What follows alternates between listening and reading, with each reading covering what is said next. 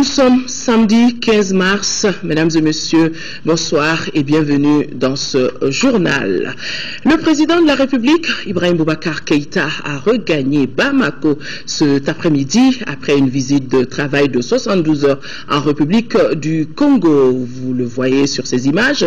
Le président de la République a été accueilli à sa descente d'avion par le Premier ministre Oumar Tatamli, des membres du gouvernement, des présidents d'institutions et bien évidemment le gouverneur du district de Bamako. Le président de la République qui regagne Bamako cet après-midi en provenance de Congo-Brazzaville.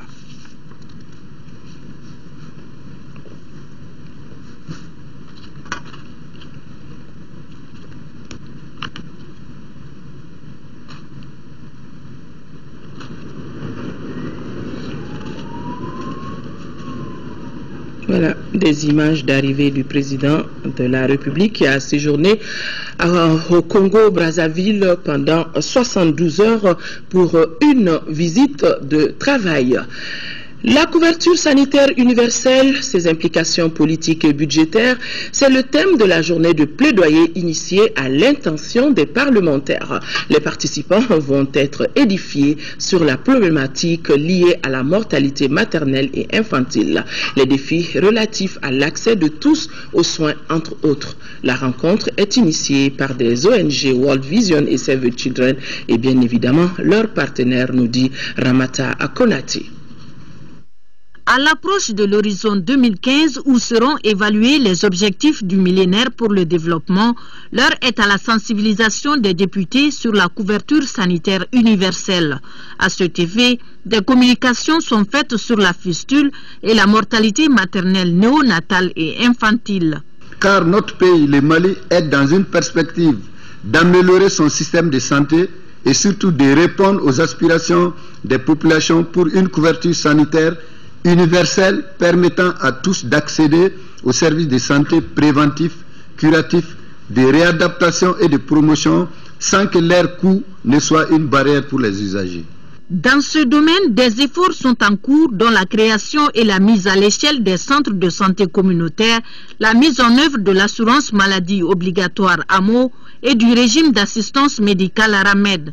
Malgré ces progrès, des défis restent à relever, dont le décès de nombreux enfants, estimé à 35 pour 1000 selon les résultats provisoires de l'EDS 5. Parmi ces défis, l'on peut citer la malnutrition chez les enfants de moins de 5 ans, les méfaits du paludisme, les infections respiratoires aiguës, la faible allocation de ressources financières et humaines à la santé de la mère et de l'enfant. Garantir la couverture sanitaire universelle au Mali requiert évidemment plus qu'un engagement politique, mais bien des ressources. Et le nerf de la guerre, comme vous savez, c'est évidemment le financement qui constitue l'aspect primordial, puisque la barrière financière est la plus importante pour les populations lorsqu'elles cherchent à se faire soigner. Cette journée de plaidoyer vise une plus grande implication des députés dans l'adoption et la mise en œuvre de la politique de financement de la santé couvrant la période 2014-2023, un document en cours d'élaboration. Répertoire des forces et faiblesses de l'enseignement supérieur dans notre pays, c'est l'expérience auquel se livre le comité de pilotage de la concertation nationale sur l'avenir du niveau d'enseignement dans le cadre d'un processus d'harmonisation des procédures universitaires dans l'espace UEMOA. Le comité a organisé une plénière visant l'amélioration du système universitaire. Moïse Traoré, compte rendu. Contribution au rapport préparatoire de la concertation nationale sur l'avenir de l'enseignement supérieur. Les critiques et les propositions sont d'abord formulées par les enseignants, professeurs ou maîtres de conférences. Le comité de pilotage écoute ensuite les assistants et les maîtres assistants. L'exercice s'inscrit dans le cadre du processus d'harmonisation des procédures universitaires dans les 8 pays membres de l'UEMOA. Cette application nous a permis de d'auditionner environ 150 personnalités ou institutions. Parmi ces personnalités et institutions, il y a des enseignants, il y a des administrateurs de l'enseignement supérieur, il y a des chercheurs. L'UEMOA a fait élaborer un cadre partenarial gouvernement, université, monde socio-professionnel pour chacun des 8 pays. Le comité de pilotage national travaille depuis janvier 2014.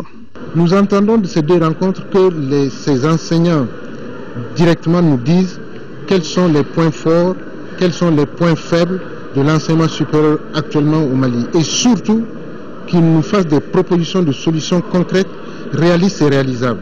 Les journées de concertation sont programmées les 7, 8 et 9 avril prochains. Dans la suite logique de la visite de Sa Majesté le roi Mohamed VI dans notre pays, c'était du 18 au 23 février dernier, une délégation marocaine conduite par le président du directoire du Crédit agricole du Maroc a séjourné dans notre pays dans la période du 12 au 15 mars. La délégation, qui a été reçue par le ministre du Développement rural Bokari Tereta, avait pour mission de définir les axes de collaboration entre les 2 pays conformément à la convention signée le 20 février dernier entre le Royaume du Maroc et le Mali après une visite de terrain à l'Office du Niger et la visite d'autres infrastructures agricoles dans notre pays. Les échanges ont porté sur la collaboration dans différents domaines agricoles. Les 2 parties ont exprimé leur volonté d'aller vite et d'être concrets à travers un cadre de concertation, un cadre de financement sous la houlette de la BNDA afin que l'agriculture malienne puisse bénéficier d'un financement adéquat et périn. L'avenir de notre capitale, je vous le disais dans les titres, Bamako est au centre d'un colloque. Ce colloque, initié par la mairie du district de Bamako, travaillera à l'élaboration d'une vision politique de la ville de Bamako, et cela à l'horizon 2030 en termes de croissance et de développement. Moussa Fane, compte rendu. Cette rencontre permettra aux experts de l'urbanisme et aux collectivités d'adopter des stratégies pour un avenir maîtrisé et partagé de la ville de Bamako à l'horizon 2030. Les échanges seront axés sur le développement urbain et l'organisation de la progression de la ville. Cette vision devra être adaptée à la vie des habitants de la capitale. Le projet, ce qu'on peut en attendre, c'est à la fois une traduction dans les documents de planification, c'est-à-dire les documents réglementaires qui ensuite doivent se traduire dans la construction de la ville. Tous les professionnels qui sont là, avec chacun ce qu'il sait, c'est ce qu'on va essayer de mettre ensemble pour dessiner la ville de demain, c'est-à-dire dans l'horizon de ce qui va se passer dans 16 ans ou bien dans 20 ans. Nous ne pouvons pas faire ça sans construire la citoyenneté. Le ministre de l'urbanisme et de la politique de la ville a rassuré les initiateurs quant à l'accompagnement du gouvernement. Selon lui, les collectivités doivent être capables d'anticiper l'évolution des villes. Aujourd'hui, nous avons autour de 90 schémas d'urbanisme. Donc on a 90 villes qui sont dotées de schémas d'urbanisme. Mais si on fait l'exercice de voir le respect de ces schémas, on se rend compte que presque aucun n'est respecté à 10%. Parce que justement, les collectivités ne développent pas suffisamment les capacités pour conduire l'exécution de ces outils. À l'issue du colloque, la mairie du district de Bamako sera dotée d'un document qui donne la vision politique de Bamako à l'horizon 2030. Nous sommes bien aujourd'hui 15 mars et retenez que cette journée est la journée mondiale des consommateurs. Ici au Mali, pour commémorer la journée, le regroupement pour la défense des consommateurs était face à la presse. Avec les hommes de médias, les échanges ont porté sur le thème de la journée, à savoir téléphonie, respecter nos droits. Alpha Mega a suivi ce point de presse pour nous. La consommation se caractérise par l'utilisation des biens et services, cela dans le but de satisfaire un besoin. Chaque 15 du mois de mars reste la journée dédiée aux droits des consommateurs. Et c'est pour magnifier cette journée que le regroupement pour la défense des consommateurs du Mali a initié ce point de presse. Les échanges ont porté sur le thème « Téléphonie, respectez vos droits ». À travers le monde, on a près de 7 milliards d'abonnés mobiles. Et le téléphone aujourd'hui est devenu comme un produit de première nécessité. On ne peut plus s'en passer. En tout produit, en tout, il y a les points négatifs. Peut-être que le problème de réseau, on peut se plaindre. Souvent, on a des difficultés pour atteindre son correspondant. Tout ça, ça mérite d'être expliqué et mieux compris. Le coût, en tout cas, nous demandons toujours un prix abordable. La commémoration de la Journée mondiale des droits des consommateurs a été l'occasion de jeter un regard sur ce qui a été fait au Mali. De plus en plus, nous avons en tout cas le secteur public a une reconnaissance vis-à-vis de notre existence et c'est pour cela nous implique dans plusieurs cadres de concertation, ce qui correspond à un des droits du consommateur, le droit d'être entendu. La Journée mondiale du droit des consommateurs a été créée il y a plus de 30 ans. L'objectif visé est de défendre les droits élémentaires des consommateurs. Mot de politique dans ce journal, le premier congrès ordinaire du parti phare Forces Alternatives pour le renouveau et l'émergence Ankawili a ouvert ses portes au Palais de la Culture. Pendant 2 jours, les participants venus de l'ensemble des régions du district de Bamako ainsi que de l'extérieur vont examiner les projets de texte soumis pour approbation des congressistes afin de préserver les intérêts supérieurs du parti. Compte rendu Daouda Sidiki Diarra. Ayant en commun un idéal pour le Mali, le parti des forces alternatives pour le renouveau et l'émergence phare Ankawili est l'émanation d'une convergence d'énergie et de convictions fortes. De ce point de vue, ce premier congrès constitue un tournant décisif dans la vie de ce jeune parti, une formation politique qui a bien compris que l'intérêt de ses militants réside dans l'union et dans l'unité d'action. Le présent congrès permettra, j'en suis sûr, de clarifier définitivement la place que notre parti compte occuper.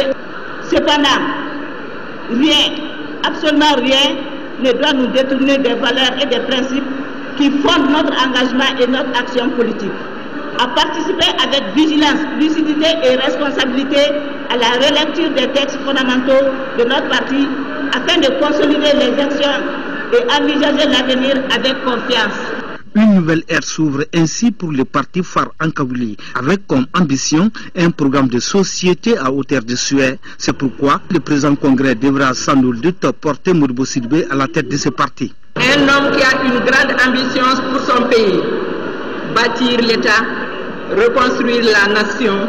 Les militants et les militantes de phare affirment solennellement que dans le cadre du renouveau démocratique, les citoyens et les citoyennes doivent être associés à l'élaboration d'un véritable projet de société, tel que Mali Horizon 2030, qui est aujourd'hui une vraie source d'inspiration. Modibo Sidibé, pour qui le congrès sera décisif, a longuement entretenu les militants sur la vie de la nation ainsi que celle du parti. Je suis convaincu, et j'en ai la profonde conviction, qu'une force nouvelle est nécessaire pour retrouver la pureté des origines et rendre aux militants de la démocratie malienne le goût de ce grand combat. Seule la création d'un nouveau pôle politique est à même de répondre à cet enjeu. Les phares, seconde génération de partis politiques, porteuses d'une nouvelle génération d'hommes politiques, travaillent à l'émergence d'un tel pôle pour le devenir de notre République et de notre démocratie. Les militants qui ont fait le déplacement en sont répartis, revigorés et rassurés quant à l'avenir de leur parti. Depuis hier, nous en parlons, la reconstruction des édifices culturels du Nord se fera grâce à la participation des partenaires mobilisés par l'UNESCO. Outre les partenaires financiers, les initiateurs pourront compter sur une expertise nationale composée des architectes et maçons maliens. Des détails avec nos envoyés spéciaux à Tombouctou, Alousseni Touré et Adama Diakité. Lazare Ebundou a lancé une offensive tous azimuts en faveur du financement de la reconstruction des édifices culturels endommagés. Nous étions aujourd'hui avec certains de nos partenaires financiers, à savoir l'Union européenne, la Suisse, la France et l'Afrique du Sud, et bien d'autres qui n'ont pas pu venir, mais qui nous soutiennent. Donc nous avons déjà un premier groupe de donateurs financiers qui nous accompagnent, mais nous n'avons pas encore lever tous les fonds nécessaires. Nous continuerons de le faire et nous appelons la communauté internationale à continuer de se tenir auprès du gouvernement du Mali et à soutenir les actions des Nations Unies à travers l'UNESCO. L'organisation internationale et le ministère de la Culture s'appuient sur une expertise confirmée, celle des architectes maliens et des maçons de Tombouctou, spécialisés dans l'architecture traditionnelle. L'architecture est universelle. Elle est universelle, chaque culture a ses réalités. Donc nous avons des architectes qui se sont beaucoup intéressés à l'architecture traditionnelle, à l'architecture vernaculaire du Mali. Pour me croire, il y a beaucoup d'architectes parmi nous qui s'y connaissent. Je voudrais d'abord remercier tous les partenaires financiers du Mali qui nous ont quand même accompagnés pour la reconstruction de ces patrimoines culturels. Et que les gens sachent aussi que c'est les Maliens, les maçons, les ouvriers traditionnels maliens, et avec une certaine gestion technique des techniciens, qui sont les architectes, les archéologues, les ingénieurs et d'autres sociologues, environnementalistes pourquoi pas, qui seront là pour les guider pour bien réaliser ces travaux. Sont concernés pour cette action salvatrice les mosquées, les tombes des saints et les manuscrits de Tombouctou, le tombeau des Askia de Gao, des éléments appartenant au patrimoine mondial de l'UNESCO. L'une des figures du mouvement djihadiste dans le nord du Mali, Oumar Ould Hamaha, a été tué par l'opération Serval dans la région de Kidal. L'homme originaire de Tombouctou, on le rappelle, avait dans le temps défié toute la communauté internationale pendant l'occupation. Sa tête avait été mise à prix. Notre équipe de reportage a rencontré Oumar à plusieurs reprises à Douanza, tout comme dans la cité des 333 sangs. Suivons le portrait de l'ex-porte-parole des groupes armés à Tombouctou, portrait dressé par Yeya Tandina, l'un des rares journalistes à l'avoir interviewé. Né en 1963 à Ber, dans le cercle de Tombouctou, Oumar Ould Hamaha, fils d'un ancien goumier berabiche, est issu d'une famille de 5 hommes et 2 filles. Ould Hamaha fit ses études primaires et secondaires à Tombouctou et au lycée Maman Al-Hassan Haïdara, où il décrocha son baccalauréat deuxième partie. C'est ainsi qu'il va approfondir ses études à l'université de Tunis par la baraka de son beau-frère Mokhtar Bel Mokhtar, chef de la Katiba algérienne de l'époque GSPC, groupe salafiste pour la prédication et le combat. Notre équipe de reportage l'a rencontré à Tombouctou et à Douanza. Les Moujahidines sont prêts à l'offensive à n'importe quel moment. Nous ne sommes pas là pour dominer les villes. Nous sommes là pour le djihad, pour propager le message du prophète Mohammed sallallahu alayhi wa sallam. Et on est venu ici sans les concerter. Et quand on va sortir, on ne va pas les concerter. On est venu au nom de la ilaha illallah Muhammad Rasulullah. On est prêt à défendre la religion jusqu'au dernier degré. On est prêt à combattre la France, les États-Unis, tous les pays de l'OTAN. Et on considère que toute leur puissance n'est qu'une toile d'araignée. Comment nous menacer avec une toile d'araignée? Oumar sera successivement porte-parole des groupes armés ACMI, Moujao et Ansardine, ensuite chargé de la sécurité des zones contrôlées par les Moudjahidines. Le 14 janvier 2013, il créa sa propre Katiba du nom de Ansar al-Sharia. Aide de camp de Bellawar, sa tête a été mise à prix par plusieurs puissances antiterroristes qu'il a toujours défiées. On n'a aucune négociation, ni avec la CEDEAO, ni avec les pays de l'OTAN. Ce qu'il y a, c'est le sabre. C'est le sabre, c'est la seule négociation avec les pays occidentaux et la CEDEAO. Le sabre seul qui fait la négociation entre nous. En la nuit du 7 au 8 mars, il croisa son destin dans le Timétrine, région de Kidal, sous les frappes de l'aviation française Serval. L'espoir nous autorise, avec la mort de cet homme, de dire que c'est le début de la fin du djihad dans le nord du Mali. Restons cependant prudents, car d'autres têtes circulent, comme celle de Abou Ould Talha et Yahya Ould Hammam, tous deux membres d'ACMI. Restons dans la cité des 333 sangs. Le comité régional d'orientation, de coordination et de suivi des actions de développement a tenu une session extraordinaire. Session au cours de laquelle les acteurs du développement de la région ont procédé à la sélection de 20 communes pour l'intervention de la mise en œuvre du débat communal. Nous retrouvons Yeya Tandina. Promouvoir le dialogue pour l'instauration d'un climat de paix, de cohésion sociale et de consolidation de l'unité nationale. C'est dans ce contexte que le Comité régional d'orientation, de coordination et de suivi des actions de développement CROCSAD a organisé cette session extraordinaire à Tombouctou. L'appui et la mise en œuvre des débats communaux constituent les thématiques développées.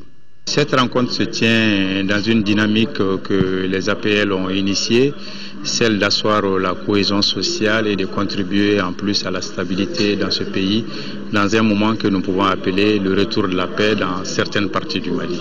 Le débat communal va permettre d'instaurer un dialogue entre les communautés d'une collectivité et autour de points essentiels. La reconstruction de la commune et pour arriver à la paix. Sur la base des critères comme la sécurité, la fonctionnalité des communes et la collaboration entre élus et population, 20 communes ont été sélectionnées sur les 52 de la région pour abriter les débats communaux. Au niveau de l'AFIA, il y a la sécurité et il y a le maximum des élus qui se trouvent ici présents. Donc pour tenir une session, c'est la moindre des choses. J'ai une conviction forte qu'il nous faut développer avec les populations concernées une vision partagée de la paix et du vivre ensemble en réduisant les fractures sociales et les autres risques de tension post-conflit. Ce CROCSAD extraordinaire est une initiative de l'Association des pouvoirs locaux en partenariat avec le programme d'appui aux collectivités territoriales Pacte GIZ de la coopération allemande.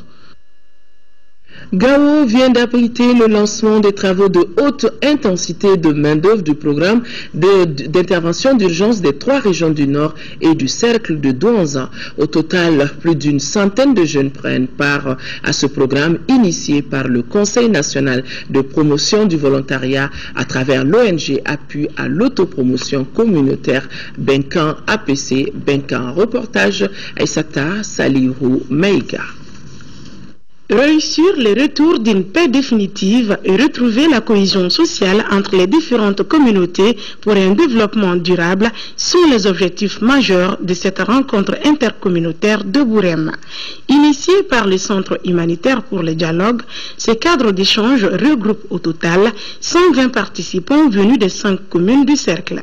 Plusieurs sujets seront abordés pendant 3 jours. Faire un récit des événements qui se sont passés au nord du Mali, en particulier dans le cercle de Bourem. Ensuite, de faire un diagnostic de différentes causes et d'analyser les stratégies qu'il faut pour permettre le vivre ensemble des communautés. Les participants estiment que cette concertation leur permet de consolider les liens et de se pardonner. Les gens vont se regarder. À qui tu as fait du mal, là, il te verra devant lui. On va se pardonner.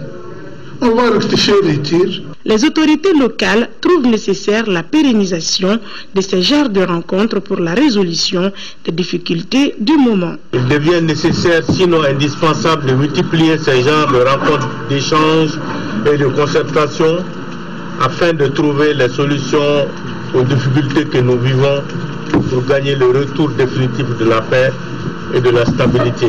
Cette rencontre permettra à l'ONG Center for Humanitarian Dialogue, le centre humanitaire pour le dialogue, de jouer une part importante dans le processus de la paix et de la réconciliation.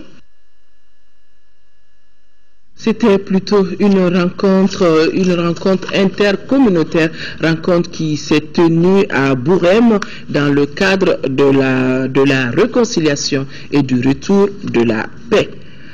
Plus de 216 tonnes de céréales seront gratuitement distribuées aux populations vulnérables du diocèse de Sens dans le cadre de la réduction de l'insécurité alimentaire. Tel est l'objectif visé par le projet Assistance humanitaire prévention des crises de Caritas Sens, financé par Caritas Allemagne. Fousseni Samake.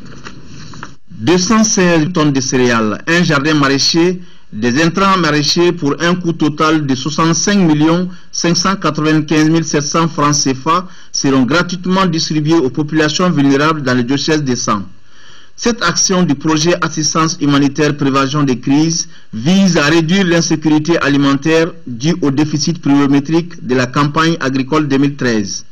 L'opération de distribution de céréales lancée ce jeudi à Sokoura dans la commune de Fangasso concerne 7 776 personnes vulnérables dans les paroisses de Timissa, Tomignan, Sokoura et Sens. Nous réalisons des grenier de prévoyance pour contribuer à la formation des réserves de céréales au niveau des villages. Dans chaque village, nous allons mettre en place un comité de gestion des greniers et nous allons les accompagner en équipement et en formation. Les bénéficiaires ont apprécié ce geste humanitaire à sa juste valeur. Avec ce jardin, nous apprenons non seulement les techniques de maraîchage, mais aussi il est source génératrice de revenus pour nous femmes. Nous souhaitons son agrandissement car toutes les femmes ne peuvent pas l'exploiter pendant la même période. L'aide que la Caritas est en train de faire pour la commune de Fangasso vraiment est très salutaire. Du fait que ça fait quelques années que nous sommes en train de faire une mauvaise campagne pluviométrique. Ce projet de Caritas 100 qui dure 8 mois réalise des greniers de prévoyance à travers le Food for Work, construit des cordons pierreux, lutte anti-érosive, forme des groupements sur la production et commercialisation dans le diocèse de Sang. Remise officielle hier vendredi à l'aéroport d'Agdag de Caille des clés des locaux de la brigade des transports aériens de motos financés à hauteur de plus de 81 millions de francs CFA par l'Agence nationale de l'aviation civile. Les nouveaux locaux de la brigade des transports aériens et ses engins constituent un atout majeur pour le renforcement des mesures de sûreté à l'aéroport de Caille. Kansoutou Kanouté. Ouvert depuis 3 ans au trafic international, l'aéroport de Caille Dagdag est désormais doté de locaux modernes pour la gendarmerie nationale et de 2 motos Yamaha 125 pour la structure. Ce projet de construction de la brigade des transports aériens de l'aéroport de Caille Dagdag ainsi que les 2 motos Yamaha 125 ont été entièrement financés par l'Agence nationale de l'aviation civile. Le montant du financement s'élève à plus de 83 millions de francs CFA, les 2 motos ayant coûté environ 5 millions de francs CFA. La région de Caille est une forte zone d'immigration et de production minière. À cet égard, la mise aux normes internationales de sa plateforme aéroportuaire constitue un facteur important pour le développement économique local.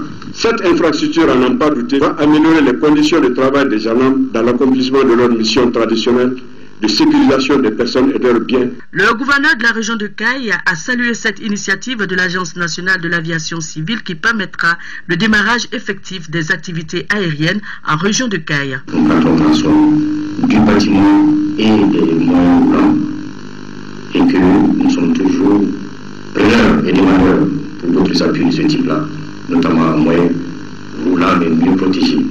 Selon le maire de la commune rurale de Koulou, Assamadi Diallo, avec cette brigade, l'espoir est désormais permis pour la reprise des vols de façon régulière à destination de Caille. Le gouverneur accompagné du directeur général de l'ANAC a remis officiellement les clés des locaux de la brigade des transports aériens et des 2 motos Yamaha 125 au commandant de la Légion de la gendarmerie de Caille, suivi de la visite des nouveaux locaux de la brigade des transports aériens. Lancement d'un nouveau service, un service Mobicash de Malitel. Le lancement a eu lieu ici à Bamako. Mobicash est le fruit d'un partenariat entre Malitel et la Banque de développement du Mali, BDM SA. Ces 2 structures travaillent conjointement pour offrir aux Maliens cette nouvelle solution accessible à tous avec des garanties de sécurité. Suivez avec Rachel Tessougué ce que c'est que Mobicash. Mobicash est un service qui permet via le téléphone mobile Malitel de disposer d'un moyen simple, sûr et efficace pour effectuer soi-même des transactions et des opérations courantes de type bancaire de base. Mobicash est désormais disponible dans toutes les agences Malitel et des milliers de points de vente installés partout au Mali. Mobicash est un produit sécurisé, facile à utiliser et peu coûteux. C'est un mode de transfert d'argent qui fonctionne en ligne sur l'ensemble du réseau de Malitel. Le compte Mobicash permet aux clients de réaliser depuis leur mobile Malitel des transactions courantes en toute sécurité et des retraits et des dépôts d'argent auprès d'un réseau d'agents agréés. Ils peuvent aussi payer dans des points de vente, régler leurs factures d'électricité, d'eau, de téléphone ou encore recharger leur compte téléphonique en minutes de communication. Le ministre de la Communication et des Nouvelles Technologies de l'Information félicite Malitel pour la création de Mobicash. Selon lui, ce produit contribue au développement économique de notre pays. Cette cérémonie m'offre l'agréable occasion de vous féliciter de vive voix et d'apprécier les qualités professionnelles dont vous avez fait preuve auprès du peuple du Mali. Le taux de bancarisation au Mali, qui est actuellement de 7%, reste faible.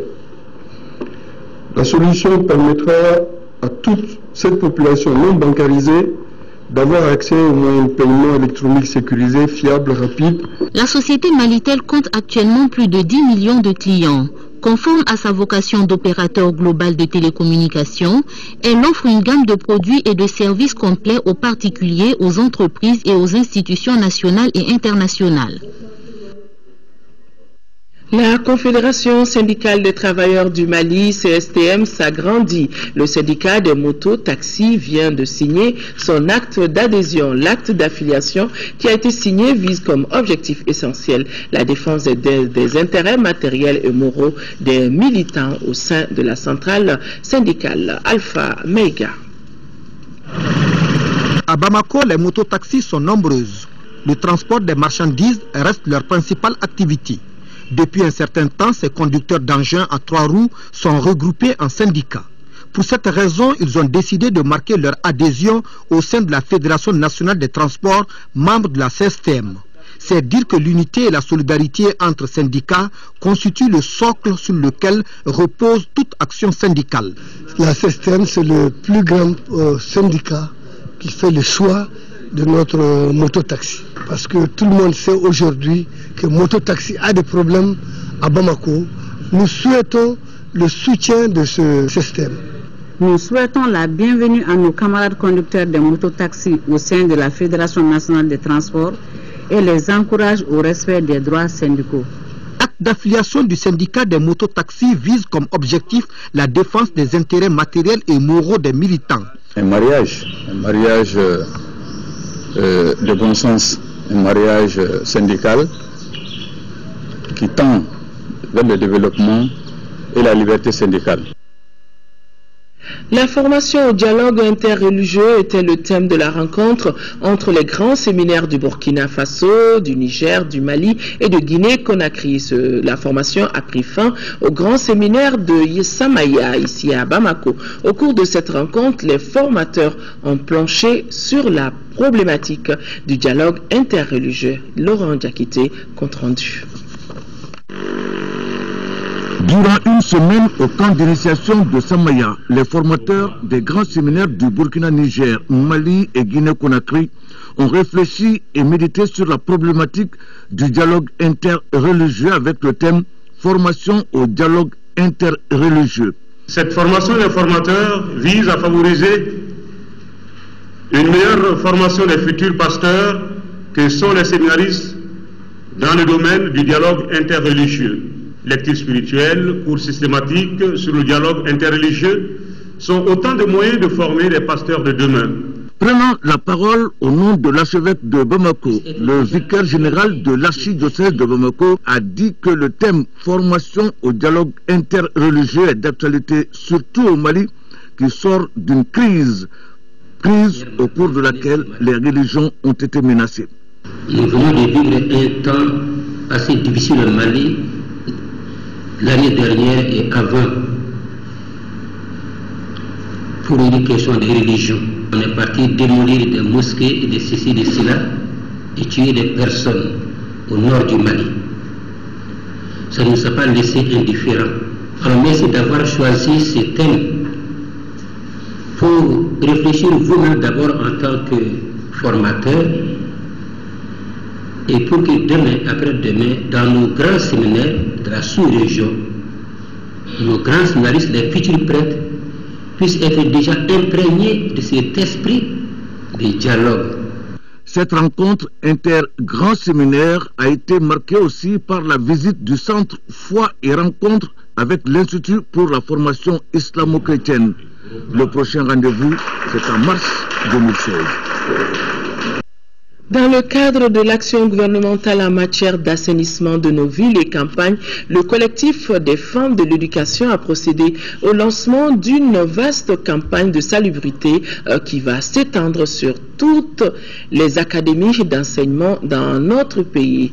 Les images vont peut-être suivre et ce vaste chantier verra la participation du ministère de la Promotion de la Femme, de celui de l'urbanisme et de la politique de la ville et aussi les différentes municipalités du Mali. Le premier coup de balai a été donné au ministère de l'Éducation nationale en présence de plusieurs personnalités et partenaires du collectif. Voilà, donc des images que nous ne sommes pas à mesure de vous faire voir dans ce journal. La suite de ce journal, le Salon international du textile artisanal de Bamako, Sataba 2014, est prévu du 28 mars au 4 avril prochain. En prélude à cette grande exposition des produits textiles, la coopération pour la valorisation du textile a organisé un point de presse. C'était au ministère de tutelle. Les membres de la coopérative ont saisi l'opportunité pour dévoiler les activités programmées au cours de ce salon. Fademba Keita était présent. Promouvoir et rendre plus compétitifs les produits du textile artisanal et biologique malien sur les marchés locaux, sous-régionaux et internationaux, tel est l'objectif de cette 3e édition du Salon du textile artisanal de Bamako-Sataba. Initiée par la Covatex, coopérative pour la valorisation du textile, cette grande exposition vente des produits motive et soutient toutes les couches et coopératives impliquées dans le secteur du textile au Mali et dans l'espace IMOA. Nous avons prévu des conférences de presse, des expositions, un défilé de mode, une nuit de la créativité. Sataba, c'est pour, comme on appelle, créer des valeurs ajoutées et puis inciter les gens à avoir plus de visibilité sur leurs entreprises et à inciter les enfants aussi à connaître le métier de l'artisanat, surtout du textile. Comme les précédentes, l'édition prévue au Palais de la Culture du 28 mars au 4 avril 2014 se tient grâce au concours du ministère de l'Artisanat et du Tourisme, de l'Assemblée permanente des chambres des métiers du Mali et de certains partenaires techniques et financiers. Les objectifs de Sataba rentrent en droite ligne des préoccupations du ministère de l'Artisanat, à savoir promouvoir toutes les filières porteuses du secteur de l'artisanat. Journalistes et membres de la Covatex, coopérative pour la valorisation du textile, ont été unanimes que le Sataba, salon du textile artisanal de Bamako, crée un cadre d'échange entre producteurs, créateurs de mode et opérateurs économiques. C'est parti depuis hier après-midi pour la 2e édition du festival de Kouroukanfouga, organisé par l'Association pour le Festival international des arts et de la culture de Kouroukanfouga. La rencontre est placée sous le thème « La charte de Kouroukanfouga dans la consolidation de l'unité, de la paix et de la réconciliation nationale ». Et cela durant 5 jours, le site de Kouroukanfouga vibrera au rythme de la célèbre culture mandingue. Envoyé spécial à Kangaba, Tchédji Kamara et Chekoumar Sangaré. L'héritage culturel du mandin est immense et les mandinkas en sont fiers. Voilà en substance ce qui peut illustrer la 2e édition du Festival international des arts et cultures de Kouroukanfouga qui vient d'être lancé. Le thème retenu est la charte de Kouroukanfouga dans la consolidation de l'unité, de la paix et de la réconciliation nationale. Ce qui domine aujourd'hui et le restera désormais, c'est la grande prise de conscience pour la consolidation de l'unité, de la paix, de la réconciliation nationale.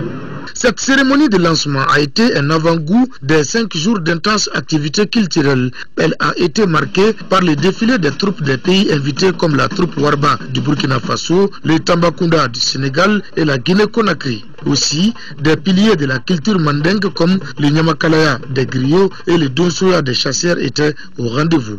Le Festival international des arts et de la culture de Kouroukanfouga est une occasion pour visiter ce passé glorieux qui renferme les pratiques ancestrales, les savoir-faire et le contenu séculaire du Mali. Cet événement s'inscrit désormais dans le cadre de la sauvegarde et la valorisation du patrimoine culturel de notre pays. Ce festival qui représente en tout cas un pan géant dans la culture malienne. C'est un sentiment de satisfaction parce que dans la mesure où il y a eu une grande mobilisation. Le festival Kouroukanfouga nourrit déjà des espoirs d'un développement local par le biais de la culture. Une culture de plus en plus soutenue par les sociétés de la place. D'un festival à un autre, lancement hier dans la Cité des Rails des activités du Festival international des rails de Caille, prévu du 23 au 25 mai prochain. La 6e édition est placée sous le thème de la réconciliation nationale et de la relance économique de la région de Caille. Ce lancement a été l'occasion pour les organisateurs de faire un plaidoyer en faveur de la promotion et de la protection des chemins de fer. Mahamadi Alioubari. C'est un jardin de l'hôtel des rails rempli de beau monde qui a servi de cadre pour le lancement des activités du Festival international des rails FIRCA 6e édition. Ce festival est placé cette année sous le signe de la réconciliation nationale et la relance économique de la région de Caille. Comme son nom le dit, le Festival international des rails, ça a trait aussi au tourisme. Nous voulons qu'il y ait un tourisme digne de ce nom, que cet événement soit un événement majeur culturel. Le grand rêve de nos pères de l'indépendance, le Dakar-Niger, nous le réclamons aujourd'hui et nous allons le faire, monsieur le gouverneur. Nous allons faire les rails de Conakry-Bamako, les rails de Caille à Conakry, les rails de Caille à Nouakchott. Ce festival prévu les 23, 24 et 25 mai 2014 sera sans nul doute un moment privilégié de dialogue et de rencontres des cultures face aux menaces de disparition de certaines valeurs culturelles positives qui sont surtout les rails. Il y a beaucoup de projets actuellement en cours pour la réhabilitation des chemins de fer de Dakar jusqu'à Bamako. Le festival y est pour beaucoup. Parce que là, nous avons un créneau dans lequel nous parlons en permanence des rails, mais au-delà des rails, nous parlons également d'intégration. Au programme de ce festival prévu au mois de mai, des conférences débats, des concerts en live, danse et lutte traditionnelle, expositions vente et visites guidées. Au cours de ces lancements, des artistes de la place comme Amidjara, Nana Djabati, Crazy Boys ainsi qu'Aira Arbi ont donné un cachet particulier à la soirée. Sport, football, championnat national de Ligue 1, tous les regards seront braqués demain dimanche sur le stade Modibo Keïta, le Classico Djoliba Athletic Club 2e avec 19 points. Le stade malien de Bamako premier avec 21 points est au programme et cela à l'occasion de la 9e journée en retard toute la semaine. Les deux clubs rivaux ont intensifié leur préparation pour ce rendez-vous, pas comme les autres, sous les yeux de notre reporter Siragatou Sissé. Complexe sportif de Eramakono, domaine du Djoliba Assi. Ici, on vit déjà l'avant-match Djoliba Assi, Stade Malien de Bamako, à la faveur de la 9e journée en retard du championnat national de Ligue 1. L'année dernière, à l'aller 13e journée, le Djoliba perdait 1-0 et gagnait le retour 4-1, 28e journée, au moment où le titre était acquis pour le stade, administrant au passage à son rival sa seule et unique défaite de la saison. Le Classico de cette année, acte 1, arrive à un moment où les Rouges du Djoliba ont le moral au top, après leur qualification en 8e de finale de la Coupe de la Confédération. C'est un match important pour nous et si on arrive à gagner ce match, ça sera une très bonne chose. Donc on va se concentrer pour aborder un bon match face à cette équipe du stade. Donc je pense qu'on est concentré, on est bien en place. En tant que joueur, il est primordial de jouer des matchs comme ça parce que jouer dans un match de derby, c'est très important. On traverse la rive droite, direction le complexe sportif Fousséni Diarra Benké de Sotiba, temple du Stade Malien de Bamako. Là également, les supporters sont plongés dans ce match Djoliba Assi, Stade Malien de Bamako. Dans son costume de leader de la Ligue 1 avec 21 points, le Stade Malien de Bamako affronte son dauphin, le Djoliba Assi, 19 points. La saison écoulée, les Blancs triomphaient à l'aller 1-0 et consolidaient leur fauteuil de leader. Un an après, le Stade Malien dans la même position au classement s'apprête à se lancer dans la bataille. Pour qu'on puisse rester en tête du championnat, il faut qu'on gagne impérativement. C'est un match très difficile, vraiment, on va préparer ça sérieusement pour gagner ce match. Éliminé en 16e de finale la Ligue africaine des champions, le Stade Malien de Bamako va se concentrer uniquement sur le championnat national et la Coupe du Mali pour oublier cet échec traumatisant. Un classico Djoliba Assi, Stade Malien de Bamako ne se raconte pas. Il faut le vivre à tout prix. Il faut le vivre à tout prix. Donc le match Djoliba AC Stade Malien de Bamako.